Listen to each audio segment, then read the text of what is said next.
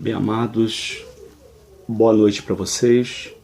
São exatamente 7 horas e 57 minutos aqui na cidade do Rio de Janeiro. Está um pouco chuvoso. Estou iniciando hoje no meu canal algumas mensagens que eu senti de Deus, de estar ajudando e alcançando algumas pessoas que estão afastadas do caminho do Senhor. Eu quero externar a minha alegria de poder compactuar esta palavra que aqui está aberta, esta santo, sacro palavra, e dividir com vocês a partir de agora o meu conhecimento teológico. Sou formado em teologia desde 98, sou bacharel em teologia, sou teólogo formado e vinculado ao Conselho Federal de Teólogos aqui da cidade do Rio de Janeiro. E também sou protestante. Não vim aqui levantar bandeira, de nenhuma ou qualquer denominação. Eu não vim aqui declarar nenhuma bandeira de qualquer denominação, a que eu pertenço. Eu vim aqui declarar apenas a bandeira de Cristo, o Salvador, aquele que por nós morreu na cruz e aquele que detém a chave da vida e da morte, conforme está preconizado em Apocalipse 1:18. Então, amados, esse canal ele foi feito não somente para difundir o meu lado de conhecimento teológico, o meu lado de conhecimento de informática, melhor dizendo, e não somente o lado também de conhecimento da beleza, que é o caso da minha esposa, porque eu trabalho em salão, então vai estar sempre fazendo alguma coisa aqui para vocês. Mas o meu objetivo também é ter um momento com o Senhor, é ter um momento de Marta e Maria, aquele episódio de Marta e Maria, quando Jesus entrou na sua casa e Marta, ela estava preocupada com tantas outras coisas, mas Maria estava preocupada em como agradar o Senhor Jesus. E Jesus disse para ela que Maria teve o melhor, porque soube ouvir, soube bajular o mestre.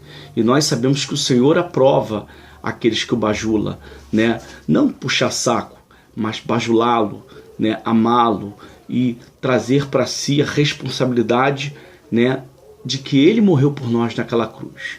Então, amados, eu gostaria de deixar para os meus amados irmãos, para aqueles que estarão entrando nesse canal, que estarão se inscrevendo no nosso canal, que estarão deixando aí a sua alcunha nesse canal, o seu like nesse canal.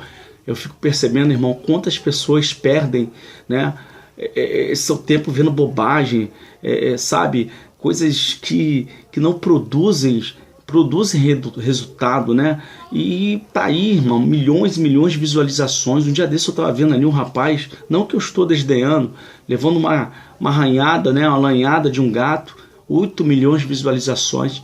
Eu quero ver esse vídeo.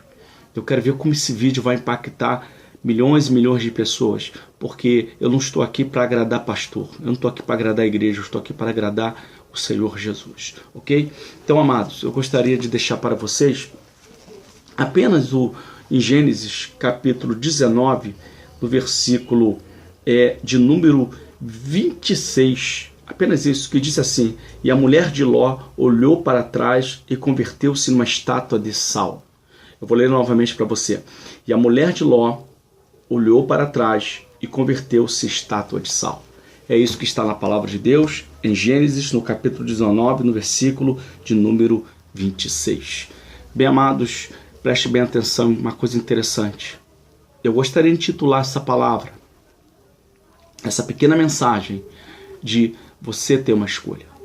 Isso é importante para você. Jesus, lá em João 14, versículo 6, diz: eu sou o caminho, sou a verdade e sou a vida. E ninguém vai ao Pai, senão por mim. Ele era o caminho. Mas tantas outras pessoas apregou um caminho. Buda, Siddhartha Gautama, apregou um caminho. Mas ele não era a verdade. Jesus não disse que era só o caminho, ele disse que era a verdade. Mahatma Gandhi pregou um caminho, mas ele não disse que era a verdade. Jesus disse que era a verdade e o caminho. né? Mohammed Maomé, ou Maomé, ele ensinou um caminho, mas ele não ensinou que era a verdade. Jesus não somente era o caminho, como também era a verdade. E a verdade é que aqueles que trilham o caminho do Senhor jamais irão perecer. E de fato, amados, nós temos uma escolha, independente da situação que você se encontra hoje. Você pode ser um bandido, você pode ser um ladrão, você pode ser uma prostituta, você pode ser um toxicômano, você pode estar com câncer, com AIDS, você pode estar sentenciado pela medicina, mas você tem uma escolha. E amados, eu gostaria de introduzi-lo na história de Ló e dizer que Ló também teve uma escolha. Quando Abraão saiu junto com Ló, que era o seu sobrinho, irmão, filho de seu irmão, que já havia morrido, ele trilhou as campinas de Sodoma e Gomorra. Era uma cidade paradisíaca, de frente ao mar morto, né? Portanto, uma cidade verde, linda, diferente daquela que Abraão estava seguindo, que era Canaã, infestado de cananitas, de inimigos. Ló não. Ló seguiu uma cidade verde, pegou o seu caminho e foi naquela direção. Amados, Ló ali conviveu, viu a prostituição. E o que imperava-se naquela cidade? Aquilo que hoje está imperando no mundo: prostituição, lesbianismo, homossexualismo, pedofilia e tudo de podre e de ruim, que era nocivo e ojeriza diante dos olhos do Senhor, que aquilo que atrapalhava o Senhor, que entristecia o Senhor, estava ocorrendo naquela cidade. A Bíblia diz que Ló, ele não aceitava esse tipo de situação. Ele não aceitava viver naquela podridão, porque aqueles que são do Senhor, ele se sente mal com a podridão. Ele se sente mal com aquilo que corrói o Senhor, que corrói o seu caráter, que corrói a sua pessoa, a sua personalidade. Ele vai dizer, como Daniel disse para o chefe dos eunucos, quando ele disse assim: olha, eu prefiro não me contaminar. Aqueles que são do Senhor não querem se contaminar. E Ló ali esteve, conviveu naquela cidade. Ló viu uma cidade se perecendo pelo pecado, se destruindo pelo pecado. E lá na frente, Deus avisa Abraão que destruirá a cidade de Sodoma e Gomorra. Só que Abraão sabia que Ló havia ido para aquela cidade. Abraão sabia que o seu sobrinho estava naquela cidade e começou a clamar ao Senhor. Começou a criar uma parábola. Parábola quer dizer comparar, comparação, para tentar tirar Ló daquela situação que ele estava vivendo, amados. E ele começou a lutar com Deus ali: mas se tiver tanto justo, o Senhor vai destruir aquela cidade. E nós vemos, irmão, Deus entendendo o desígnio do coração de Abraão, mas Abraão achando que Deus não estava percebendo. Abraão começa a lutar em prol a Ló. E Ló está lá, um homem justo, fiel ao Senhor, que não deixava se corromper pelaquela cidade. Mas a sua esposa já estava corrompida, as suas filhas já estavam corrompidas, os seus genros já estavam corrompidos. Vemos, amados, um histórico de uma família que estava dilacerada pelo pecado. Talvez Ló não atentou para o que estava acontecendo na sua casa.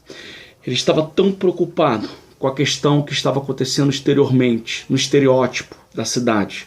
Mas dentro da sua casa, o pior pecado estava acontecendo: a omissão e a desobediência em não ouvir e não atentar para as coisas do Senhor.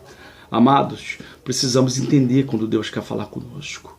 Não adianta você só se preocupar com o que o A pensa, com o que o C pensa, com o que o mundo está pensando sobre a sua vida. Amados, o que você precisa entender é o que Deus pensa sobre você, é o que Deus acha de você, porque podem lhe julgar pelo passado que você teve, porque é podre, é imundo, talvez sujo. Podem lhe julgar pelo presente das coisas que você fizeram, mas o seu futuro Deus ainda vai projetar. E isso é importante. Então Abraão intercedendo, clamando, Deus ouviu a oração daquele justo. Deus ouviu o clamor daquele homem que talvez chorou diante de Deus, chorou em prol do seu sobrinho. E lá em Salmos 30, versículo 5, amados, a Bíblia diz: um choro dura uma noite, mas a alegria virá pelo amanhã. E diz a palavra de Deus que os anjos foram para ir àquela cidade que já estava anátema diante do Senhor, corrompida diante do Senhor, para pegar em flagrante os atos pecaminosos.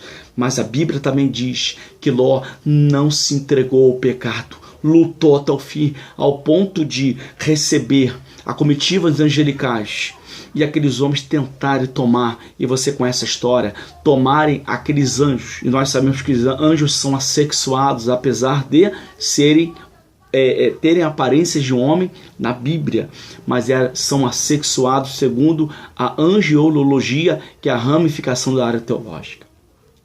A Bíblia diz que aqueles homens tentaram tomar aqueles anjos para coabitar com ele. Em nenhum momento a Bíblia vai dizer sexo ou transar. Esses são termos corriqueiros nos dias atuais. Mas na época da Bíblia, os autores da Bíblia usaram a palavra coabitar, tomar, desposar, ok? E era essa a questão que eles queriam fazer. Transar com aqueles homens, com aqueles anjos. E sem saber que eram anjos. Os anjos já estavam ali com a carta na mão. Já estavam ali bem orientados. Já estavam ali com a sentença de fato verídica de que aquela cidade era perversa diante do Senhor. Então os anjos só têm uma decisão: destruir a cidade. Mas antes, por amor a Abraão, por amor a um homem que clamou por seu sobrinho, e também pelo justo Ló, Deus não permite que os anjos destruam a cidade com Ló. Mas Ló, em uma tentativa de impedir aquele ato pecaminoso, olha, amado, o que um pai vai fazer? E nenhum pai faria o que ele fez. Ele simplesmente vai pegar os anjos, vai colocar para dentro da cidade e vai dar suas filhas para aqueles sedentos sexuais daquela cidade, para aqueles homens que estavam querendo destruir aqueles anjos, né? Trazer sobre aqueles corpos angelicais o pecado. Mas Ló, justo como era, entrega as suas 2 filhas para que aqueles homens tomassem elas e fizessem o que quisessem naquele momento. Mas eles não queriam, eles queriam os anjos. E os anjos, vendo que mesmo diante da intervenção de Ló, aquela cidade não se acalmava, ele lançou cegueira em todos os habitantes de Sodoma e Gomorra e mandou Jó sair daquela cidade. Amados, olha que situação. Ló, um homem justo, um homem que tinha um temperamento, né, temperado pelo Senhor, um homem que tinha os desígnios do Senhor, não se limitou a praticar tal ato. Ouviu a voz do Senhor, obedeceu a voz do Senhor, mas não percebe que a sua esposa está contaminada, suas filhas estão contaminadas, porque assim como Deus tinha um projeto na vida de Ló, o diabo também tinha, através das filhas, com Ló. E lá na frente, Ló saindo da cidade, e Deus vai dizer para ele: não olhe para trás. E Deus está dizendo para você: não olhe para trás. Se Deus te colocou num posicionamento, não olhe para trás, porque você tem uma escolha. Você tem uma escolha hoje de tomar uma decisão certa, de aplicar-se e perfilar o seu caminho num posicionamento certo. Lembre-se de uma coisa, a Bíblia diz lá em Eclesiastes 11, né, lança o seu pão sobre as águas, daqui o tempo o achará. Não se contamine, não se destrua, você tem uma escolha. Não se deixe se vender por um dinheiro, não se deixe se vender pela prostituição, não se deixe se vender pelo maço de cigarro, por droga. Você tem uma escolha, e a escolha é um introspecto pessoal que nós, como servos de Deus, precisamos praticar todos os dias, independente com o seu clero, independente daquilo que você professa, daquilo que você quer para a sua vida. Você tem o direito de ter uma escolha. A escolha é obedecer. A escolha é amar a Deus. A escolha é olhar para os céus, porque de lá virá o seu socorro. E Ló está seguindo, mas de repente a sua mulher, ele olha para trás. A sua mulher então é transformada em uma estátua de sal, conforme o versículo 26 do capítulo número 19 de Gênesis. Eu imagino, amados, Ló parado ali. Ele vai fazer então uma avaliação pessoal, como você está fazendo agora. Eu sou justo, sou fiel a Deus, faço a minha parte, mas mesmo assim a minha vida está destruída, o meu casamento está destruído, os meus filhos me abandonaram, meu emprego eu perdi.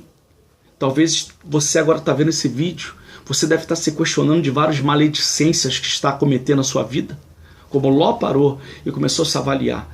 Irmãos, vamos usar aqui uma conjectura, vamos filosofar. Estava Ló olhando para o céu, talvez questionando a Deus: Senhor, não mereço isso, não mereço essa situação, fui justo na cidade de Sodoma e Gomorra. Era melhor ter morrido naquela cidade junto com aqueles habitantes, porque o Senhor destruiu aquilo que eu mais amava, minha esposa. O Senhor destruiu aquilo que eu mais tinha um sentimento muito forte, era minha esposa. Eu não merecia isso. E Deus lá dos céus olha para Ló, esperando para que ele tome uma decisão, porque Ló tinha uma escolha. Talvez, amados, eu ou você e qualquer outra pessoa poderia ali naquele momento ter desistido, poderia ter xingado Deus, poderia ter blasfemado contra Deus pelo fato de ele ter tocado a sua esposa. Lembre-se, talvez você está com sua esposa no leito de morte, talvez sua esposa está com câncer ou presa, talvez você tem um ente querido, uma pessoa que você ama muito, que está atravessando uma situação muito difícil e você não sabe o que fazer. Lembre-se de uma coisa, Jó, ele teve uma escolha, e a escolha é não olhar para trás.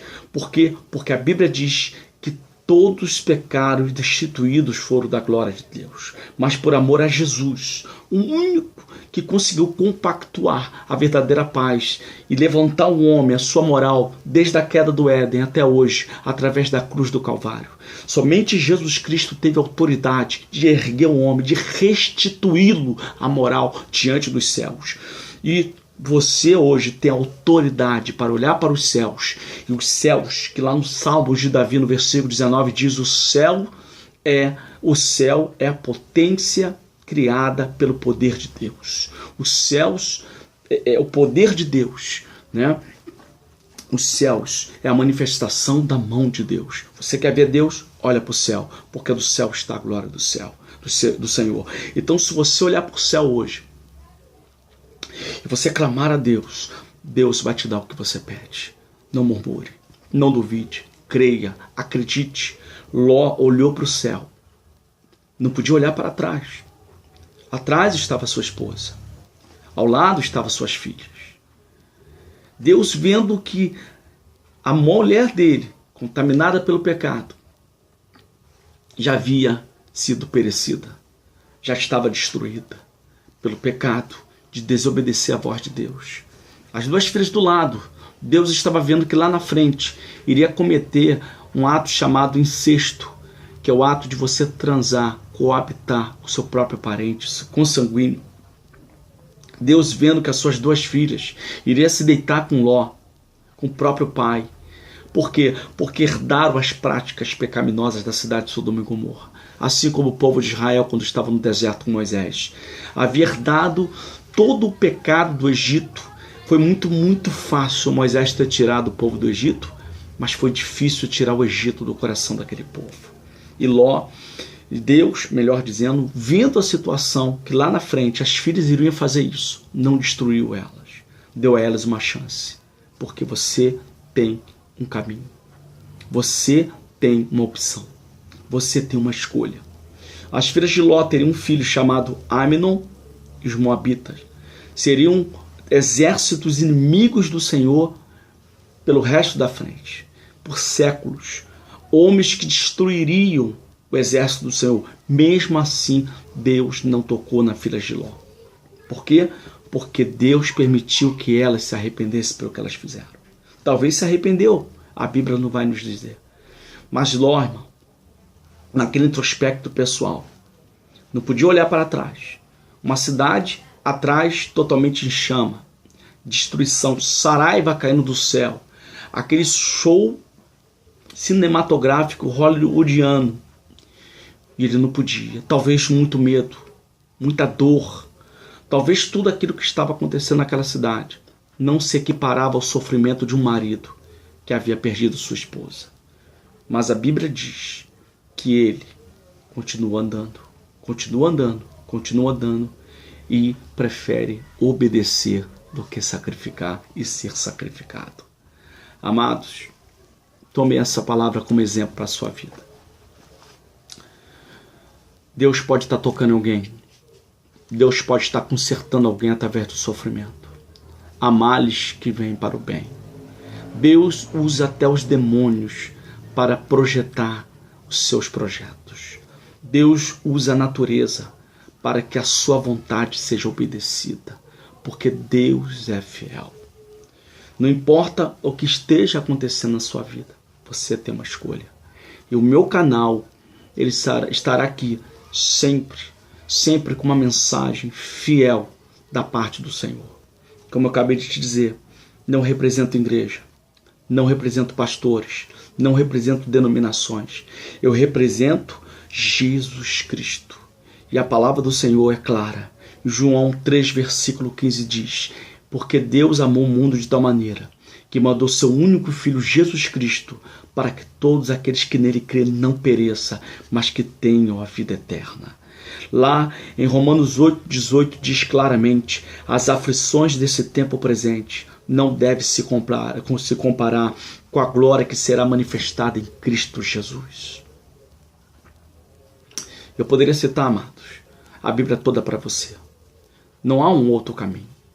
Não há um outro meio de chegar aos céus. O próprio Jesus vai dizer isso em João 14, versículo 6. Eu sou o caminho, sua verdade, sua vida, e ninguém vai ao Pai senão por mim.